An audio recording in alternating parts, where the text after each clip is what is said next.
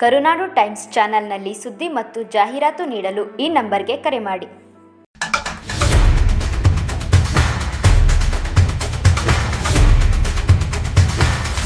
K R ಪೇಟೆ ವಕೀಲನ ಮೇಲೆ ಮಾರಣಾಂತಿಕ ಹಲ್ಲೆ. ವಕೀಲರ ಸಂಘದ ಅಧ್ಯಕ್ಷ ಸೇರಿ 5 ಮೇಲೆ ಎಫ್ಐಆರ್. ಗಾಯಾಳು ವಕೀಲ ಬೋರೇಗೌಡ ಅಪಘಾತದಲ್ಲಿ ಮೃತಪಟ್ಟ 2 ಮಹಿಳೆಯರ ಕುಟುಂಬಕ್ಕೆ ಪರಿಹಾರ ಕೊಡಿಸುವ ಸಂಬಂಧದ ಕೇಸು ಪಡೆಯುವ ವಿಚಾರದಲ್ಲಿ ವಕೀಲರೊಬ್ಬರ ಮೇಲೆ ವಕೀಲರ ಸಂಘದ ತಾಲೂಕು ಅಧ್ಯಕ್ಷ ಸೇರಿದಂತೆ 5 ಹಲ್ಲೆ ನಡೆಸಿರುವ ಬಗ್ಗೆ ಕೆಆರ್ ಪೇಟೆ ಪಟ್ಟಣ ಪೊಲೀಸ್ ಠಾಣೆಯಲ್ಲಿ ಪ್ರಕರಣ ದಾಖಲಾಗಿದೆ.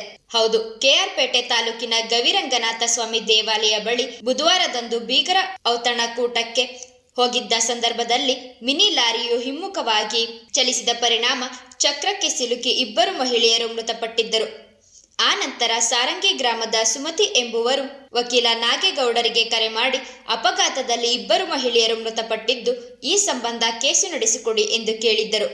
ಆನಂತರ ವಕೀಲ ನಾಗೇಗೌಡ ಅವರು ಬಿಜೆಪಿ ತಾಲೂಕು ಅಧ್ಯಕ್ಷ ನಾಗರಾಜು, ಯಜಮಾನ ವಿಶ್ವನಾಥ್ ಎಂಬುವರಿಗೆ ಕರೆ ಮಾಡಿದಾಗ ಅವರು ಶವಗಳನ್ನು ಸರ್ಕಾರಿ ಆಸ್ಪತ್ರೆ ಬಳಿಗೆ ತರುತ್ತಿದ್ದೇವೆ, ನೀವು ಅಲ್ಲಿಗೆ ಬನ್ನಿ ಎಂದು ತಿಳಿಸಿದರು. ಆನಂತರ ತಾಲೂಕು ವಕೀಲರ ಸಂಘದ ಅಧ್ಯಕ್ಷ ಎಂಆರ್ ನಾಗೇಗೌಡ ವಕೀಲ ಬೋರೇಗೌಡರಿಗೆ ಕರೆ ಮಾಡಿ, ನಾನು ಸರ್ಕಾರಿ ವಕೀಲನಾಗಿದ್ದು ನೀನು ಈ ಕೇಸಿನಲ್ಲಿ ತಲೆ ಹಾಕಬೇಡ, ತಲೆ ಹಾಕಿದರೆ ನಿನ್ನ ಕಚೇರಿಗೆ ಬಂದು ಚಾಕುವಿನಿಂದ ಚುಚ್ಚಿ ಕೊಲೆ ಮಾಡುತ್ತೇನೆಂದು ಬೆದರಿಕೆ ಹಾಕಿದ್ದಾರೆ ಎನ್ನಲಾಗಿದೆ.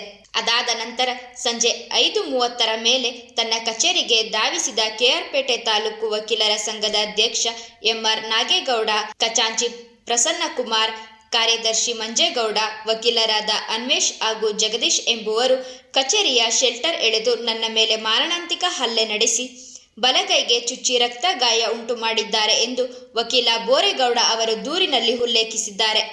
ಹಲ್ಲೆ ನಡೆಸುವ ಸಂದರ್ಭದಲ್ಲಿ ತಮ್ಮ ಕಚೇರಿಯನ್ನು ಧ್ವಂಸ ಮಾಡಲಾಗಿದ್ದು, ಇದರಿಂದ 1 ಲಕ್ಷ ರು ನಷ್ಟ ಸಂಭವಿಸಿದೆ ಎಂದು ದೂರಿನಲ್ಲಿ ತಿಳಿಸಿದ್ದಾರೆ.